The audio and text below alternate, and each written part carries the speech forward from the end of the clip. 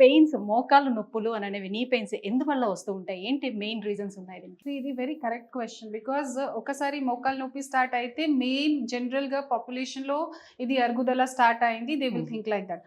But first is diagnosis. Diagnosis చాలా important ఉంది. Diagnosis కోసం we have to talk to the patient history. So ఏ మూవ్మెంట్లో నొప్పి ఉందా, ఎప్పటి నుంచి నొప్పి ఉందా, తర్వాత ఇది మోకాల్కి ఎగ్జామినేషన్ చేయాలి, ఏ ప్లేస్లో ప్రాబ్లం ఉందా చూసిన తర్వాత ప్రాపర్ డయాగ్నోసిస్ యూజువలీగా జస్ట్ ఎక్స్రేలోనే చేస్తారు. బట్ ఇప్పుడు రాయల్ కాలేజ్ ఆఫ్ రేడియాలజిస్ట్కి రికమెండేషన్స్ ప్రకారం అల్ట్రాసౌండ్ స్కాన్ కూడా చాలా ఇంపార్టెంట్ ఉంది. ఓకే, ఇప్పుడు చూడండి, ఇది ఎక్స్రే ఉంది. ఎక్స్రేలో ఏం తెలుస్తుందా మీకు? Only bones.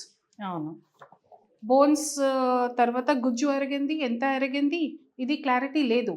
Extra bone growth ఉంటే తెలుస్తుంది, ఫ్రాక్చర్ ఉంటే తెలుస్తుంది.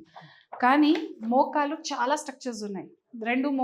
రెండు బోన్స్ మధ్య గుజ్జు ఉంటుంది, 6-7 లిగమెంట్స్ ఉన్నాయి, బర్సా ఉంది, సాఫ్ట్ టిష్యూస్ ఉంది. So every structure can be a pain generator. Not only cartilage, not only అరుగుదల వల్ల నొప్పి స్టార్ట్ అవుతుంది ఇది కాదు.